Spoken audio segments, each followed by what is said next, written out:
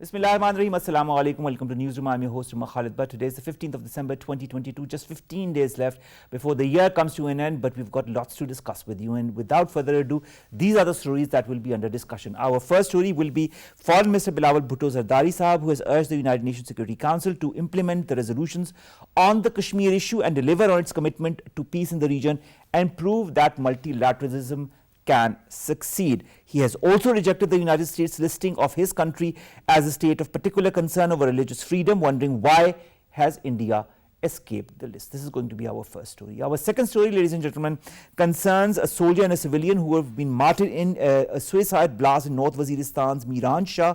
This was announced by the ISPR. Also, a security forces convoy was on its way from Datta Khel to Miran Shah when the suicide bomber riding a motorbike hit it. This is not the first time that it has happened in Miran Shah or in this region. This has happened many a times.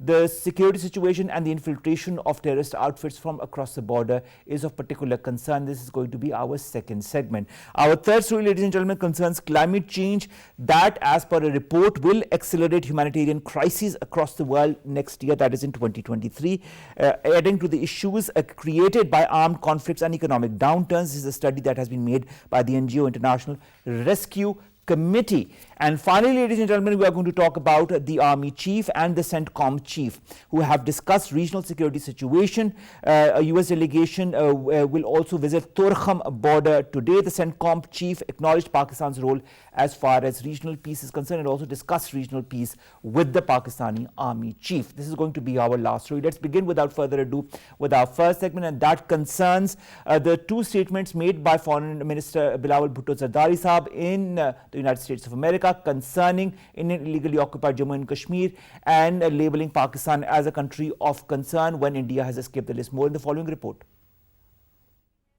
Pakistan, as responsible global actor, has always enshrined some noble principles in its foreign policy. Toolkits such as peace, a regional equilibrium, strategic balance, shared prosperity and win-win partnerships. Thus, balanced and broad-based engagement with multilateral global institutions has always remained significant. Foreign Minister Bilawal Bhutto Zardari is in New York to host a special ministerial meeting of the G77 and China at the United Nations headquarters. Speaking on international peace and security, reformed multilateralism in the UNSC, the foreign minister reminded the 15-member council of an agenda item that had been left unaddressed, that is, Indian illegally occupied Jammu and Kashmir. Foreign Minister emphasized that multilateralism must be based on universal and consistent adherence to fundamental principles of UN Charter, self-determination of people, non-use of threat of force, non-acquisition of territory by the use of force, respect for sovereignty and territorial integrity of states, and non-interference in their internal affairs. Recently, in an interview, Foreign Minister rejected the United States listing of Pakistan as a state of particular concern over religious freedoms. Pakistan has raised pertinent questions about Indian enlisting as religious freedom violators since India under BJP is instigating egregious violations of religious and fundamental freedoms, resulting in bleak human rights situation and democratic backslide. Dr. Mujahid Gillani, Kashmiri leader, joins us in the studios. Dr. Saab, thank you very much to have joined us. Dr. Saab, two statements that emanate from Bilawal Bhutto Zardari Saab, but they reflect the reality as far as the West's position concerning the Indian illegally occupied Jammu and Kashmir situation as well as Pakistan is concerned compared to India. First of all, let's come to the International Peace and Security Reform Multilateralism conference that was held under the auspices of the UNSC, where our Foreign Minister Bilawal Bhutto Zardari Sahab talked about the implementation of the UNSC resolutions on the Kashmir issue. In your point of view, Dr. Sahab, what has been the role and the response of the United Nations Security Council regarding the Indian occupation of Kashmir? I know the answer, but I'd like your point of view. Bismillahirrahmanirrahim. You're quite right, absolutely, about it. The point is that United Nations is the actual form, is the only form rather internationally recognized both by Pakistan and India, as well as the Kashmiris, who consider that United Nations is responsible for some solution for the Indian illegally occupied Jammu and Kashmir and the state of Jammu and Kashmir as a whole. But we must understand that back in 1947 and in 1948, when the issue actually emerged, it was the United Nations at that time, and from there onwards, for at least 10 years, persistently United Nations deliberated on this Kashmir issue to reach to some solution that would have been agreed upon by all the three parties, and particularly the Kashmiris as well. But today, as we see in 2022, Kashmir issue has been lingering on for the past more than 72 years. And even this year is about to come to an end, but despite that, we don't see any tangible action that has been taken as far as this important conflict is concerned that has been going on since 1947. And that is where the statement by the Foreign Minister Bilawal Bhutto Zardari comes into account. See, multilateralism perhaps is right now the only way to reach to a solution. It's not only Pakistan and India or the Kashmiris sitting in between. It's the whole world it concerns. For once, we must understand that a delayed justice or an injustice anywhere is an injustice. You know, we all know everywhere. the quote, justice delayed is justice denied. Absolutely. So at this point in time, Bilawal Bhutto Zardari's statement of considering multilateralism for the solution of this dispute of Indian illegally occupied Jammu and Kashmir in particular is very important. We must get into account, we must get in and on board the people who actually matter, whose voices can be heard, the countries such as the P5, such as the other countries who can put pressure on India about the solution of Jammu and Kashmir. And this is important not because Jammu and Kashmir relates to us, Jammu and Kashmir relates to Pakistan, or for that matter India as well, but it relates to humanity. Exactly, and it pertains to human rights values that the West is considered to be a champion of, and India also claims to be a champion of. Just a between greater us. democracy, yes, exactly, democracy. a pluralistic country. Exactly. Absolutely. All right. I'd also like to understand. You talked about multilateralism. The role of multilateralism in the West is paramount. Is very important. It has been highlighted on different fora, including the United Nations. Now, when our foreign minister says we believe it is a multinational agenda, an agenda of this United Nations Security Council, and if you want to see the success of multilateral institution or multilateralism and the success of this council, surely you can aid in this process, allow the implementation of the resolutions of the UNSC. Do you feel that the failure or the lag in the implementation of the resolutions points toward a certain agenda of the West, or points towards a failure of the West as far as the implementation of resolutions such as those on Indian illegally occupied Jammu and Kashmir is concerned? See, for the matter of sake, the point is that Kashmir pertains to Pakistan. Kashmir pertains to Kashmiris as well. The more important thing is that we must understand that if we ourselves do not project our case, if we do not promote our case at the international fora, perhaps the United Nations or the other states such as the United States, the UK and the other P5 countries may not really actually promote and project these resolutions and whatever human cost we are suffering from. I believe this is important, and understanding that we Kashmiris need to project this to other nations who are also the members of the United Nations, such as Turkey. At this point in time, we have had a recent Ankara declaration from Ankara at Turkey, and that was purely by Kashmiris and the Kashmiri stakeholders. This is important. Turkey is another country other than Pakistan, some country who has a say in the United Nations once again. Then we have Azerbaijan, then we have other Muslim countries who can take on board, at least at this point in time, we have 10 countries, and we have 10 also votes. got China. Absolutely, yes. China is one of the bigger countries. China is one of the, I believe, rather one of the superpowers that we consider in our discussions. So at this point in time, apart from the US, apart from the UK, apart from the countries that we talk about in the United Nations in general, I believe even these small countries who may not outsize Karachi even, they are important because they have a vote. Dr. Saab, our Foreign Minister emphasizes the role of further democratization of the United Nations, the United Nations Security Council and the General Assembly. He says it is going to empower the institution, provided a moral authority to act. Do you feel that the important countries that are currently part of the UNSC are ready to add more members to the club and to expand the powers of veto that have, resulted in many a times the resolutions pertaining to Indian illegally occupied Jammu and Kashmir not,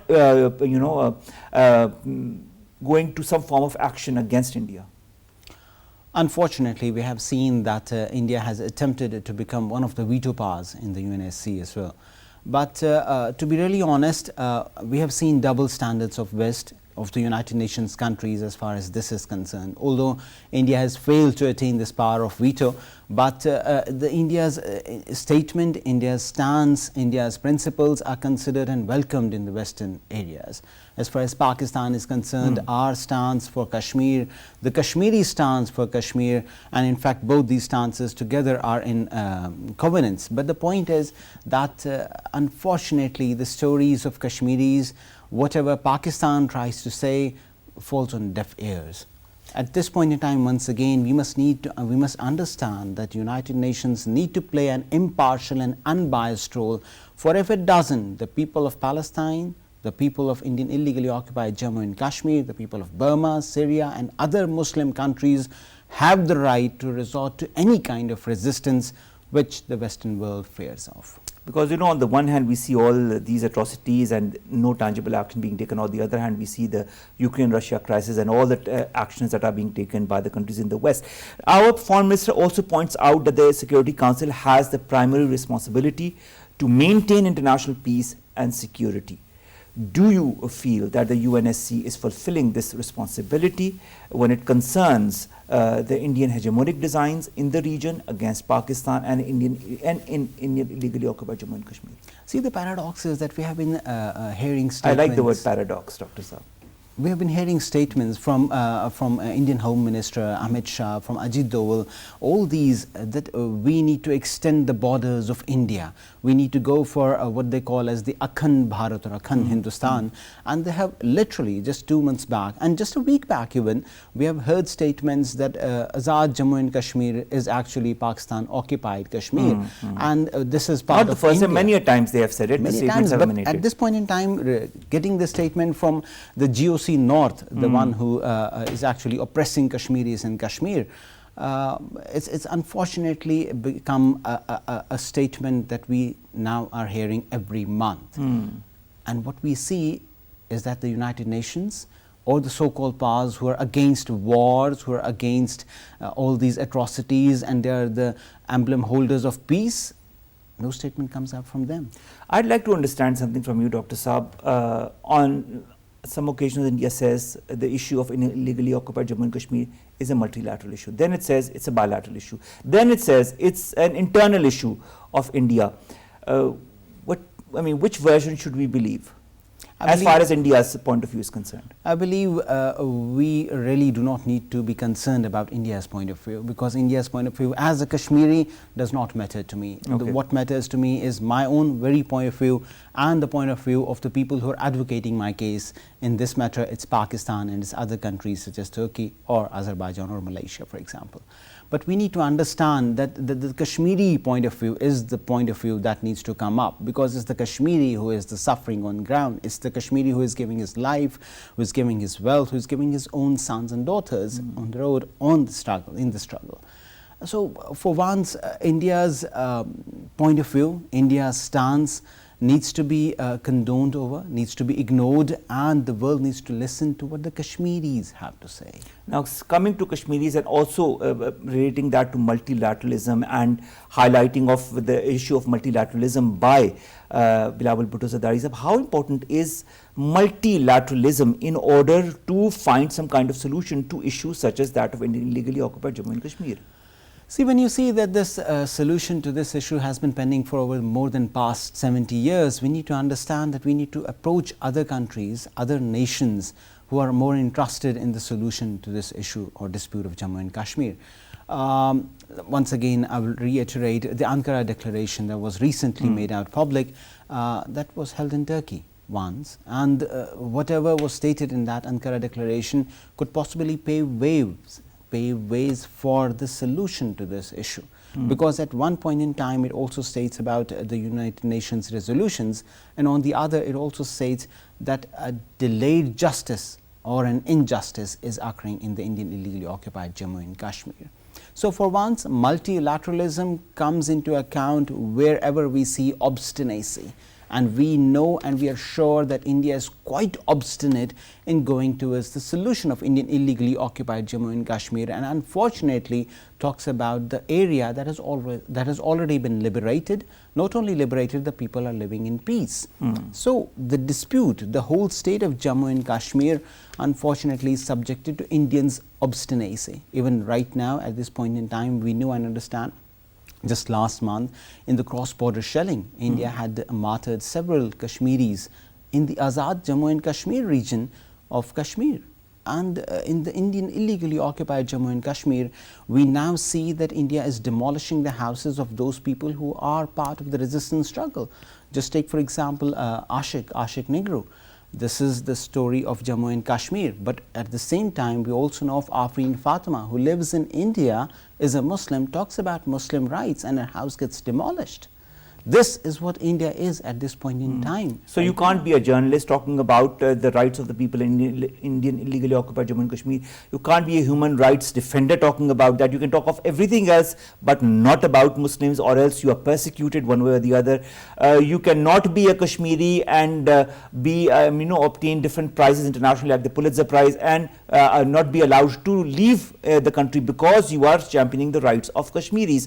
The list goes on and on, but the world, of course, is going towards a certain point of view as far as India is concerned, and Indian designs on Indian illegally occupied Jammu and Kashmir is concerned. There have been statements, Gillani sir, we all know that, but there have been no action so far. Which brings me to another very important point, and that is religious freedom. That is something that we are seeing a lack of in India. Nevertheless, our Foreign Minister Bilawal Bhutto Zardari Saab tells an international news channel, that is Channel News Asia, during an interview while visiting Singapore, that he rejects the United States listing of Pakistan as a country of particular concern over religious freedom. Again, there are so many question marks that emanate as a result of this statement. Why did India escape being a country of particular concern when it concerns religious freedom, and why does Pakistan come in the ambit of it? Well, let's be very blunt about it, and we need to really tell the world about this as well. Pakistan has always been on the target of the Western world whenever it comes to any kind of so-called extremism. But on the other hand, we have always seen that the Western world or the so-called authorities have condoned countries such as Israel, have condoned countries such as India, where we are actually facing a practical Islamophobia. And what else can a practical Islamophobia be when you see that the houses of the Kashmiri Muslims, houses of the Indian Muslims are being demolished, the Indian Muslims are stripped of their citizenship of being an Indian, and not only that, they are not given their due rights and due shares in politics, democracy, jobs, education, or anywhere, any walk of life, any discipline of life for that matter. Unfortunately, this is a kind of Kashmirization of India, where the Indian Muslims till now perhaps were not really pinched about it, were not really egged about it. But over the past 3 years in particular, we have seen that the Indian Muslims have been persecuted so much and so fiercely that they needed to come on the roads, and they did. They did come on the roads. But the only thin line of demarcation that we see between the Indian Muslims and the Kashmiri Muslims is that they are still within the Indian dominion, whereas the Kashmiri Muslims demand a freedom from the Indian dominion, from the Indian constitution. Nonetheless, on both sides of the line, what we see is the Muslims being persecuted by India and under their RSS ideology. Dr. Gillani, final question. Putting Pakistan in a list of a country of particular concern when it relates to religious freedom, along with other countries, and excluding both India and Israel, does that point towards a bias or a politicized list or intention? Absolutely, absolutely. See, once again, I will say that we need to be blunt about it. We want peace, but we don't want peace as if the Western world or any other prosperous country asks us to bend on our knees. We want peace eyes to eyes. We want peace face to face. We want it at our own terms, at our own declarations. We are not going to get a peace if we are unfortunately economically weak. We need to be economically strong, and this goes for Kashmir as well. A stronger Pakistan is the only Pakistan that guarantees the Kashmiris their freedom, their independence and their say.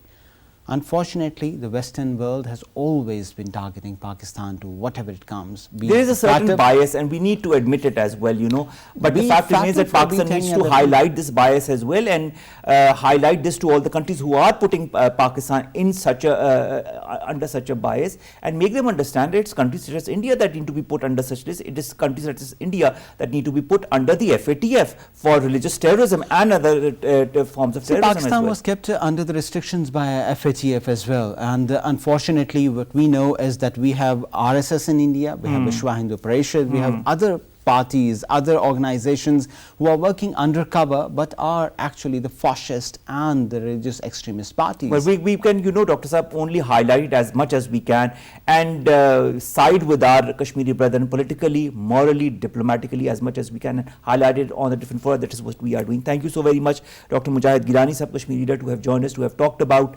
our Foreign Minister Bilawal Bhutto Zardari's two statements that emanate as far as Kashmir is concerned and as far as the Western countries' bias against Pakistan when it comes to religious freedom is concerned. Let's come to our second story, and that concerns Afghanistan. That concerns also the soldier and the civilian who have been martyred in a suicide blast in North Waziristan's Miran Shah.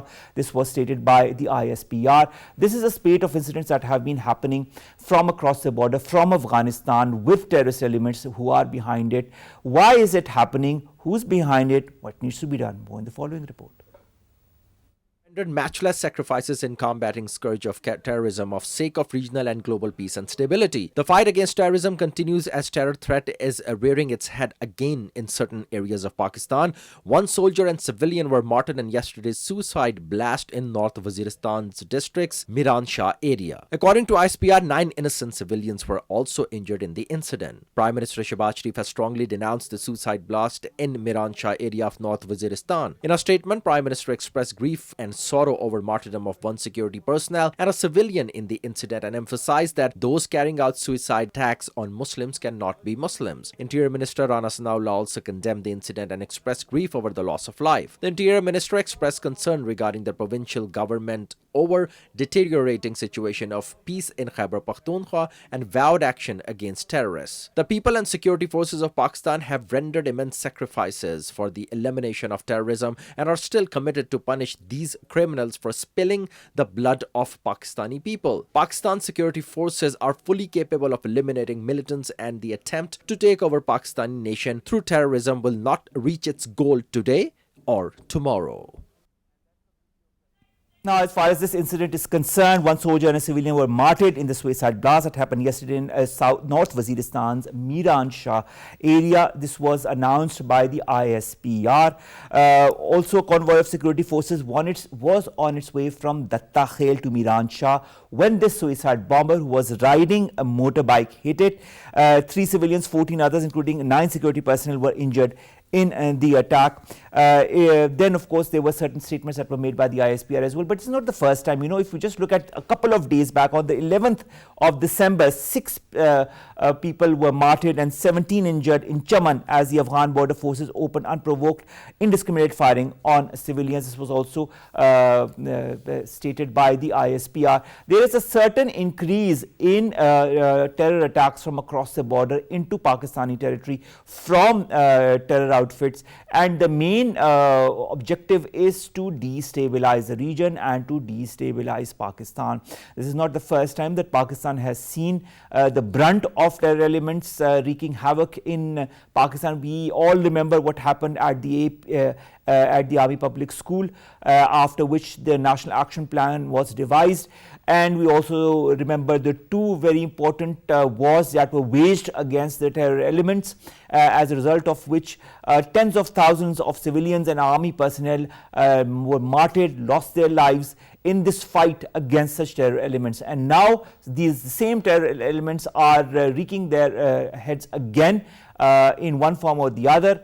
And of course, the incidents that we are seeing in the last few months are an example of the fact that they are trying to destabilize Pakistan again, and this time from across the border from Afghanistan. We have been joined by Hassan Khan Saab. He's an expert on Afghan affairs. Hassan Saab, thank you very much to have joined us. It's always a pleasure to talk to you.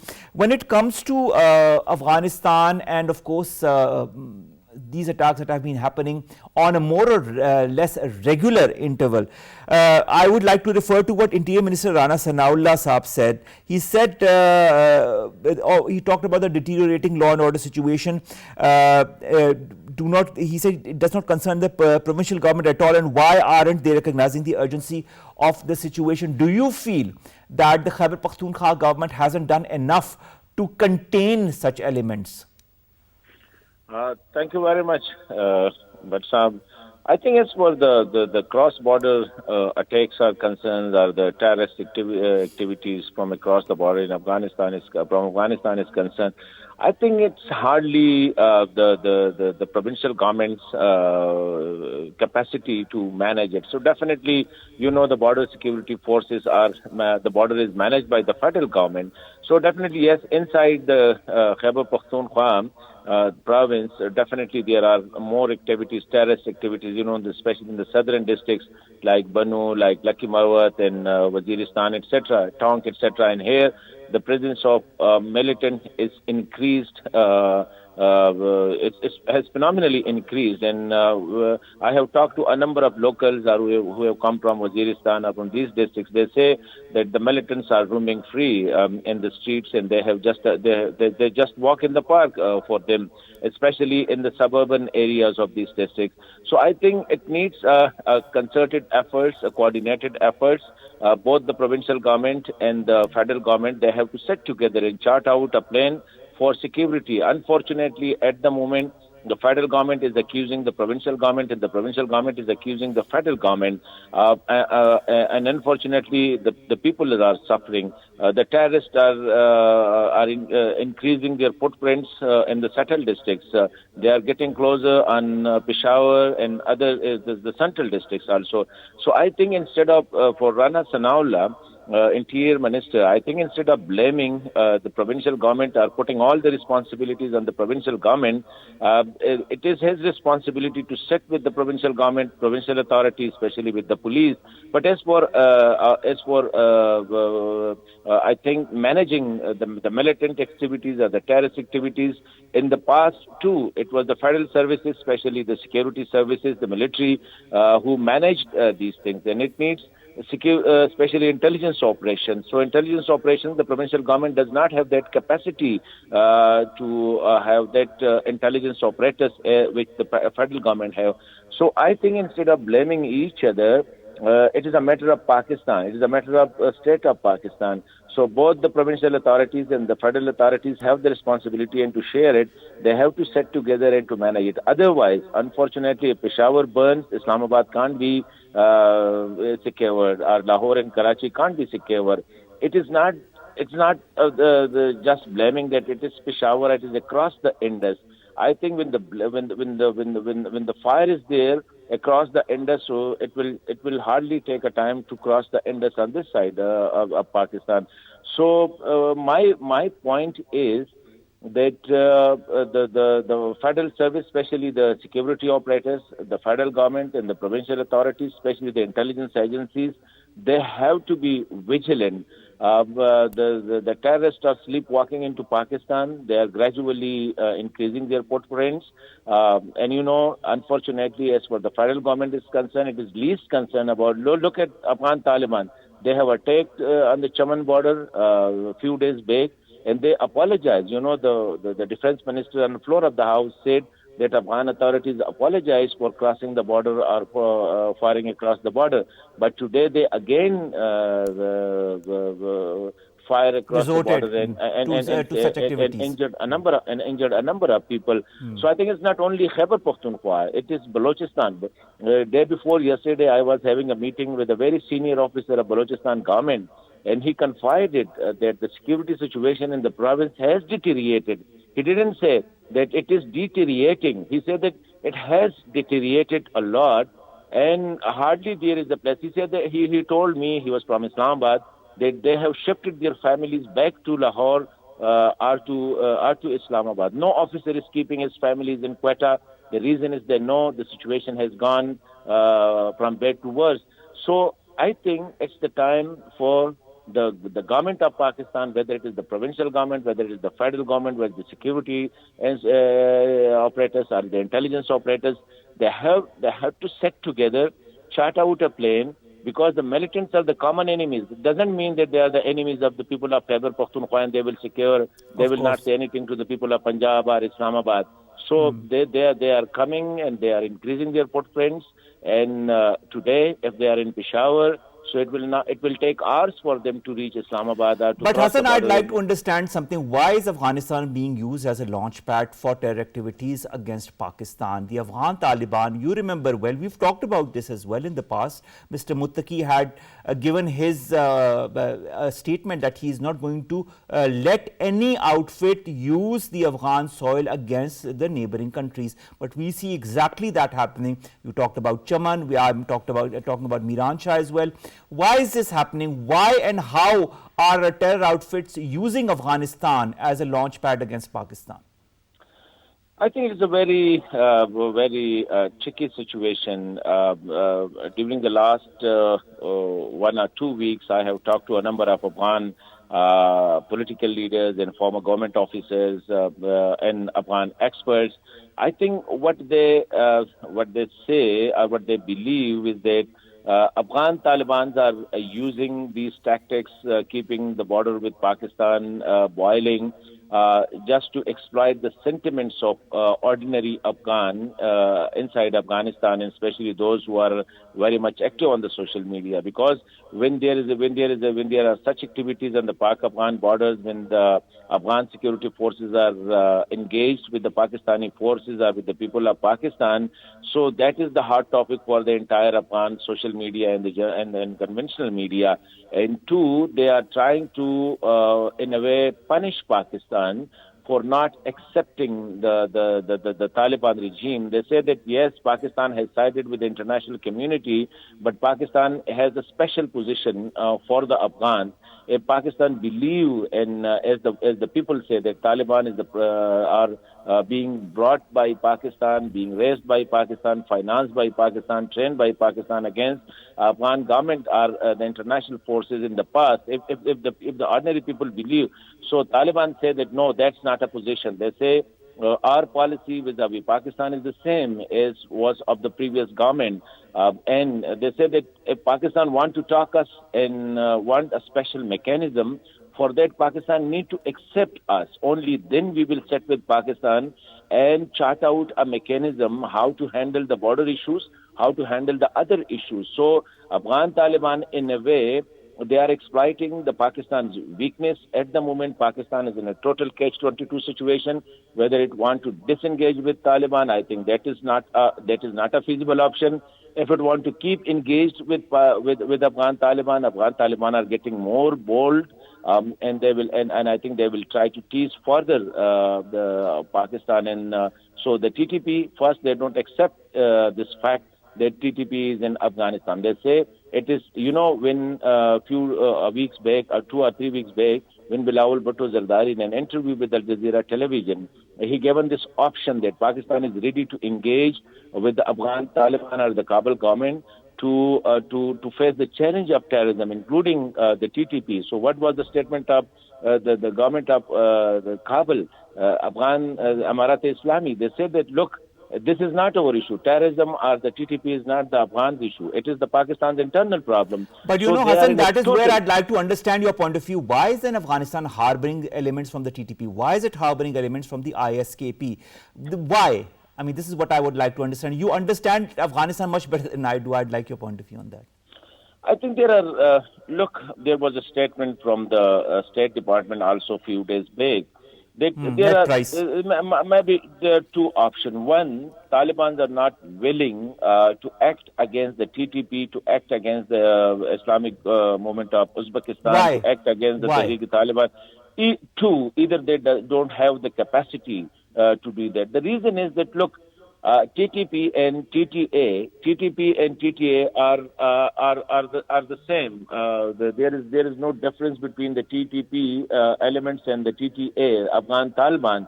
And before Taliban coming into power, we were telling the Pakistanis interlocutors or the Pakistani managers of Afghans affairs that don't bifurcate or don't see as TTP and TTA as separate entities. All right. They are the two sides of the same coin.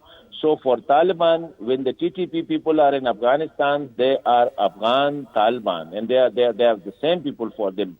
But when they cross Pakistan and when they do certain bad acts inside Pakistan, so they consider it as it's Pakistan internal affair. At the moment, Afghan Taliban don't consider TTP as a separate entity because the TTP leadership have announced their allegiance to the current Amir Mullah Hebatullah of Afghan Taliban, and they have accepted it.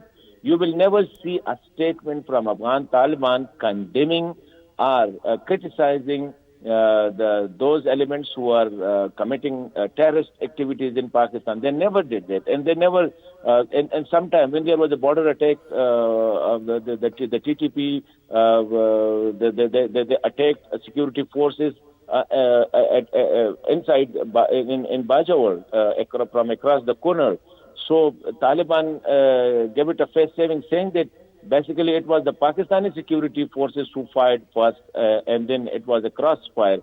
So I don't see why we in Pakistan are mostly putting this question, saying that Afghan Taliban, why they are harboring the TTP people. Because there is also the IS, Hassan. You should also remember the ISKP. They are also harboring them and other elements as well. No, ISK, look, ISK is at the moment they are fighting against Afghan Taliban. They don't accept Taliban as the rulers or the people harboring the same ideology or the same policy as the ISK. But IMU, ETIM, TTP, they share the same ideologies. They share the same strategy. Basically, ISK it is a very for Taliban. I think Taliban believe that if they act against the TTP people, if they act against the IMU or the people within the Taliban ranks who are siding with the TTP, IMU or ETIM, so they will switch their allegiance to the ISK. So the Taliban biggest fear is ISK fighting the Daesh inside Afghanistan, and Daesh is day by day getting more strengthened. They are striking at everywhere inside Afghanistan. So Taliban's top priority is to handle Daesh or ISK. Their priority is not to handle TTP for Pakistan, IMU for Uzbekistan, TT, the Tehrik-e-Taliban, the Tajikistan for the Tajikistan or ETIM. Look at the attack on the hotel where the Chinese businessmen were staying. China has withdrawn all its people from Kabul. They are called back to their own to China back. The Taliban are least concerned about it because Taliban don't want to play ball with the international community. They have their own way, and at the moment there is nothing in Kabul which Taliban are going to lose. They believe that they have taken over the power by sheer force, and they have the legitimate rights to govern Afghanistan the way they want. They are not accepting what the international community is telling them. They are not ready to sit with the regional countries. They consider Pakistan as a part of the international community. They are against Iran. They are against Tajikistan. They have problems with Afghanistan. So all the 5-6 neighbors of Afghanistan, they have problems with the Afghan Taliban. So it's not only Pakistan. The rest, the Iran have a problem, the Tajikistan, Uzbekistan, and the Chinese have a problem with Afghanistan. So I think it is a very tricky situation, especially for Pakistan's policy maker. Finally, Hassan, my last question concerns the role of international players and their engagement, possible engagement as far as this Afghan incursion into Pakistan and Afghan terrorist elements the rearing their ugly heads is concerned? Do you feel, looking back at Ned Price's statement when he talks about taking action against the Taliban regime if it observes international terrorist regrouping in Pakistan or China or other countries that you've ably pointed out, do we or will we see international players, international actors also joining hands with Pakistan to fight against all such elements that are rearing their ugly heads from Afghanistan into our country? I think, but look, we have to be realistic. I think instead of banking on the international community, we have to put our own house in order. The reason I'm not asking of banking. I'm asking of a possible, role of international actors. If you ask for my personal view, I don't see. I think I don't see the U.S. will come and they will be, because for U.S., a bleeding Pakistan is more beneficial than a stable Pakistan. You know, Pakistan's policy toward China, Pakistan's policy toward Russia, I think they are not liked by the U.S., and especially the CPEC. You know, the anti-CPEC sentiments, especially in the West and the U.S. Do you believe, that the U.S. will come and secure Pakistan, where there will be... But they were in Afghanistan for 2 decades, if we remember well. I mean, the past... Yeah, they were in Afghanistan. They were in Afghanistan, and there are elements in Pentagon and the State Department who believe that Pakistan's harbor the Taliban, and Pakistan trained the Taliban, and the U.S., the alleged defeat in Afghanistan of the U.S. was due to the Pakistan's cooperation with Taliban. So this is a perception. It may not be a fact, but this is a perception largely among the Afghan diaspora, largely among the U.S. intelligentsia. So definitely, I think for Pakistan, it's time not to rely too much on the U.S. cooperation with fighting the TTP terrorists or securing the Afghan the border with Afghanistan. I think all we have to do is to do it with ourselves, and I think Pakistan, especially the federal government, especially the federal security establishment, they have to come and set together, chart out a policy, how to handle it, take the people into confidence, come up with a very powerful narrative, which challenge the Afghan narrative, which challenge especially the Indian and the Afghan diaspora who are sitting in US and Europe and other developed countries. True. Who are accusing Hassan, let's see what the coming days take us, where they take us as far as such incidents are concerned, and how Pakistan is going to react now, and how the international world is also going to react now, and how Pakistan, as you said, it's more or less going to be Pakistan's role as to how to counter such terrorist elements. So let's wait, let's see. Our armed forces are quite strong. Our armed forces have already defeated such elements in the past through major wars, and I don't think that they will hesitate a moment if this continues as it has been continuing for the last few months to react and to react strongly. Thank you very much, Hassan Khan Saab, Afghan affairs expert, talking to us about the incidents of terrorism that have been emanating from across the border from Afghanistan into Pakistan, whether it be in Miranshah or in Chaman. Let's come to our last 2 stories very quickly. A study by the NGO International Rescue Committee notes that the number of people in humanitarian need has now skyrocketed in the last decade. It has approached 339.2 million versus the 81 million that was seen in 2014. This is a staggering amount, and it mostly is due to climate change and the effects of climate change. The study is called Emergency Watch List 2023. It highlights that the number of people forced to flee their homes has risen to more than 100 million today, up from 60 million in the year 2014, with Venezuela amongst the biggest drivers. Climate change is amongst the key factors accelerating humanitarian emergencies, despite the fact that 20 countries on this list, like Haiti and Afghanistan, contribute just 2% to the global carbon CO2 emissions. This and so much more points to so many urgencies and emergencies, whether it relates to climate change or humanitarian issues, that the world needs to tackle on a first-hand basis before it's way too late, before it will be time for them not to handle it, and they won't be able to handle it. So it's time to do it right now, and it's time to do it before it's too late. Let's come to our last story. Commanders U.S. Central Command CENTCOM General Michael Eric Quirilla discussed a regional security situation with our Chief of the Army Staff, General Asim Munir. This was the first time that the CENTCOM Chief has met with the Army Chief in person since the Chief of the Army Staff took oath of his office last month. The meeting was held at the General Headquarters in Rawalpindi. They discussed defense and security cooperation, particularly military to military ties. The US commander also acknowledged Pakistan's achievements in the fight against terrorism, flood relief, and contributions to regional peace. Again, let's see how this cooperation in the military sector between these two important players and countries goes forward under the able leadership of General Asim Munir. With that, we come to an end of today's newsroom. We'll see you inshallah tomorrow with new stories segments that pertain to us, you and Pakistan. Allah Hafiz.